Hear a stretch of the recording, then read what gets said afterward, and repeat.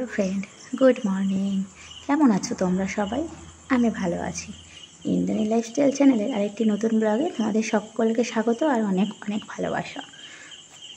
এখানে আসার পরে 2-3টে বেডশিট চেঞ্জ করা হয়ে গেল, কিন্তু একটা বেডশিটও ধোয়া হয়নি। কি করব, এদিকে সময় পাচ্ছি না, যার জন্য আজকে সকালে ঘুম থেকে উঠেই ভিজিয়ে দিয়েছি সমস্ত বেডশিটগুলো।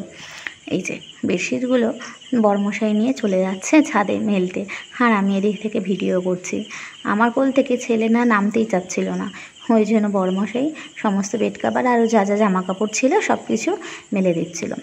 যাই হোক, এই কাজগুলো হয়ে গেলে তারপরে যাব সকালের টিফিনে। প্রায় অনেকটা লেট হয়ে গেছে, প্রায় 9টা বাজে ঘড়ির কাঁটায়। আজকে ছুটির দিন, তাই ভাবছি একটু অন্যরকম টিফিন করব। বরমশাইকে দিয়ে একটুখানি ময়দা আনিয়ে নিলাম, ভাবছি অল্প করে কটা লুচি আর একটু আলুর তরকারি করব। খেতে বেশ ভালোই লাগবে, অনেক দিন ধরে একটু লুচি খেতে ইচ্ছা করছিল, তাই ভাবলাম আজকেই বানিয়ে ফেলি।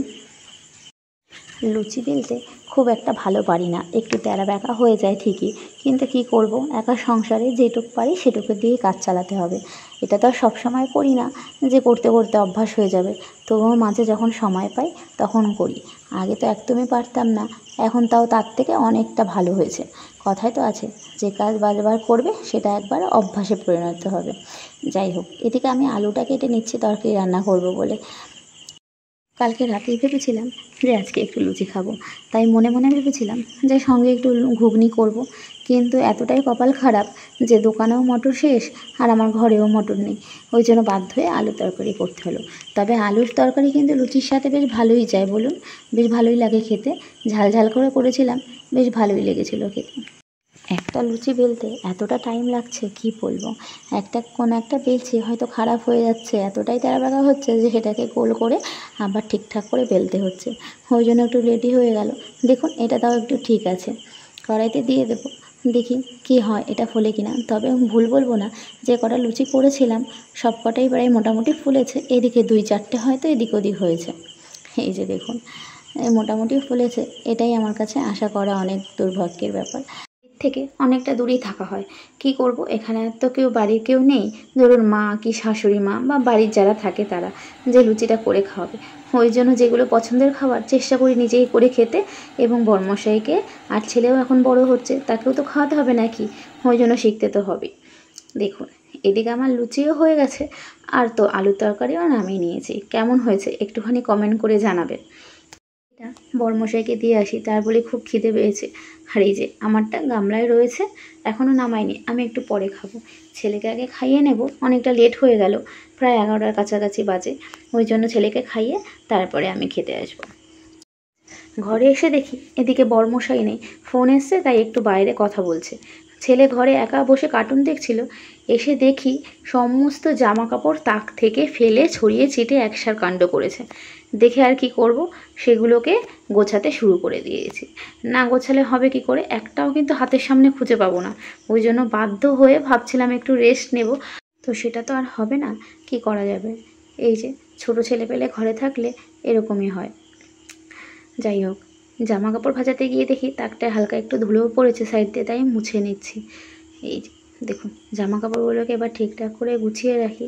এই তাকটার ওপরে ছেলের আমার সব সময় নজর থাকে, কি বলবো, তাই এটাকে কিছুতে ঢেকে রাখি যাতে ওর নজর এড়াতে পারি। তবুও সুযোগ পেলেই সেখানে গিয়ে সে সমস্ত জিনিস লণ্ডভণ্ড করবেই, এটা ওর অভ্যাসে দাঁড়িয়ে গেছে। এটা প্রায় গোছানো হয়ে গেছে, এবার একটু খেয়ে নেব, খেয়ে উঠে তারপরে আবার দুপুরে রান্না করতে যেতে হবে। কথাই আছে, কিছু করো আর না করো 3 বেলা অন্তত খেতে তো হবে, তো তারই জোগাড়যন্ত্র করতে হবে। এই যে একটু খেয়ে 2 মিনিট বসে চলে আসলাম রান্নাঘরে। আবার রান্নাঘর ছাড়া আর মনে হয় মেয়েদের কোনো গতি নেই জানেন। আজকে সকালে যেহেতু একটু তেলে ভাজা মানে লুচি খাওয়া হয়েছে, তাই ভাবছি দুপুরে একটু হালকা কিছুই রান্না করব। আবার বিকালে একটু অন্যরকম কিছু প্ল্যান আছে, তো সেটা আপনারা পরেই দেখতে পারবেন। চলুন এখন কি রান্না করছি সেটা দেখে নেওয়া যাক। এই যে পটলগুলো ভেবেছিলাম যে সর্ষে পটল করব, কিন্তু কেটে দেখি মাঝখান থেকে এত বীজগুলো বড় হয়ে গেছে যে খেতে অতটা ভালো লাগবে না, তাই সেই পটলগুলোকে ছোট ছোট করে কেটে নিয়েছি। ভাজা করব, একটু আলু আর একটু পেঁয়াজ দিয়ে ভাজা করে নেব, হয়তো ভালো লাগবে খেতে। আমি একবার খেয়েছিলাম, ভালোই লেগেছিল, ওই জন্য সেই পদ্ধতিতেই আজকে রান্না করলাম। এই যে এদিকে দেখছেন আমার ছেলের জন্য একটু মাছের ঝোল বসিয়ে দিয়েছি।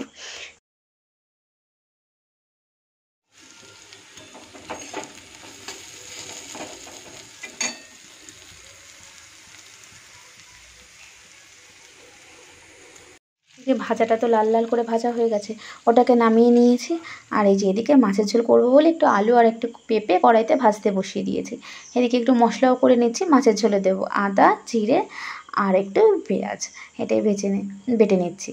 এবার এদিকে একটুখানি টমেটো দিয়ে দেবো, ভুলেই গেছিলাম টমেটোটার কথা, পরে মনে পড়লো যে একটু টমেটো দিলে ভালো লাগবে, তো সেটাকে কেটে এবার একটু টমেটোটা দিয়ে দিই। ওইদিকে আমি সব কিছুই বেটেছি, লঙ্কা বাটতে ভুলে গেছি, তো তাড়াতাড়ি ঝটপট করে একটু লঙ্কাটাও বেটে নিই। প্রায় ওদিকে আমার সব কিছু ভাজা হয়ে গেছে। হ্যাঁ, মিক্সি তো আছে, কিন্তু তবুও শিলনোড়ায় বাটা মশলা দিয়ে খেতে তরকারিটা যেন বেশি টেস্ট হয়, সেই জন্য বাটি। আরেকটা কারণ হচ্ছে অল্প মশলা তো মিক্সিতে হয় না, তো সেই জন্য বাধ্য হয়ে শিলনোড়াতেই বাটতে হয়। দুটোই ফায়দা হলো, এক তো মিক্সি মেশিন চালাতে হলো না, দ্বিতীয়ত কী হলো যে খাবারটা টেস্ট হলো। বারবার নিচে রাখো আবার তোলো, বেসিন থেকে ধাও আবার নিচে নামিয়ে রাখো, এটা করতে একটু যা কষ্ট হয়ে যায় এই আর কি। যাই হোক, এই সমস্ত কথা বাদ দিন, এবার আসি তরকারির কথায়। প্রায় একটু মশলা দিয়ে অল্প একটু জল দিয়ে সেটাকে কষিয়ে একটু ঢেকে রেখেছিলাম, তারপরে তেল উঠলো, সেটাকে জল দিয়ে জ্বালিয়ে এই দেখুন নামিয়ে নিয়েছি। কেমন হয়েছে একটু জানাবেন।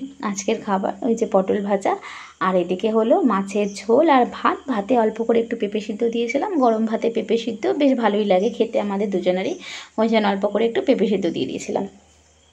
কাজ করছি তখন ঘড়ির কাঁটায় পাক্কা 3:10 বাজে, যখন আমি এই বাসনগুলো ধুচ্ছি। তার মধ্যে রান্নাটা সেরে ছেলেকে খাওয়ালাম, বরমশাইকে খেতে দিয়ে দিয়েছি। আমাকে বলছিল একসাথে খেয়ে নেওয়ার কথা, কিন্তু কি করব, এখন খেতে পারবো না একদম, অনেকগুলো কাজ রয়েছে, মানে ধরুন বাসন রয়েছে, গ্যাসটা পরিষ্কার করতে হবে, রান্নাঘরটা। যত ভাবি যে অল্প বাসন ব্যবহার করব, কোথার থেকে যে এত বাসন হয়ে যায় কিছুতেই বুঝতে পারি না। প্রতিদিন এটাই মাথায় রাখি যে যত পারি অল্প বাসন ব্যবহার করব, তাহলে হয়তো আমার একটু মাজতে কম হবে। কিন্তু কোথার থেকে যে বাসন হয়ে যায় কি আর বলবো, এক গাদা বাসনের পাহাড় প্রতিদিন জমবে। আপনাদেরও কি এরকম হয় বলুন তো? চেষ্টা করেন কম বাসন ব্যবহার করতে, কিন্তু তারপরেও বাসন হয়ে যায় বেশি। কি করা যাবে, আর হলে সেগুলোকে ধুতেই হবে নিজের। আজকে আর সব কিছু দেখাতে আপনাদের পারলাম না, কেন বলুন তো? প্রতিদিন একই জিনিস হয়তো আপনাদের দেখতেও ভালো লাগবে না, তাই ভাবলাম আজকে একটু টুকটাক কী কী রান্না করছি সেগুলোই আপনাদের সাথে শেয়ার করি। করে কিছু চাপ আছে, সেগুলো ধরুন রান্নাঘরের সমস্ত কাজটা সেরে তারপরে ঘরটা মুছে তারপরে আমি স্নান করতে যাব, স্নান করে খেয়ে তারপরে বিকালে আপনাদের সঙ্গে আবার দেখা হবে। এর মধ্যে আর কোনো ভিডিও শ্যুট করতে পারিনি বলবো না, এমনি করিনি যে ভিডিওটা অতিরিক্ত বড় হয়ে যাবে, হয়তো সেটা ভালো লাগবে না দেখতে আপনাদের। আপনাদের সাথে কিছু কথা বলি শুনুন। ঘরে বাইরে কিছু না কিছু লোকজন এরকম থাকবেই, যদি ঘরে না পান তো বাইরে আপনি পেয়ে যাবেন, আর যদি বাইরে না পান তাহলে ঘরের ভেতরেই পেয়ে যাবেন, মানে মোট কথা অভাব হবে না। যারা কিছু করতে না পারে তারা যারা করছে তাদের পেছনে তারা টানবেই, মানে ধরুন পা ধরে টেনে নিচে নামিয়ে আনবেই। যাই হোক, আর কি করা যাবে বলুন, তাদের কাজ এটা, তারা করবেই। আপনাদের বলছিলাম না বিকেলের জন্য একটা প্ল্যান আছে, এই যে চলে এসেছি রান্নাঘরে। দেখুন চিকেন স্যান্ডউইচ করতে, ঘরে অল্প একটু চিকেন ছিল, আগের দিন চিকেন পকোড়া হয়েছিল, অনেকেই হয়তো দেখেছেন আমার ভিডিওতে।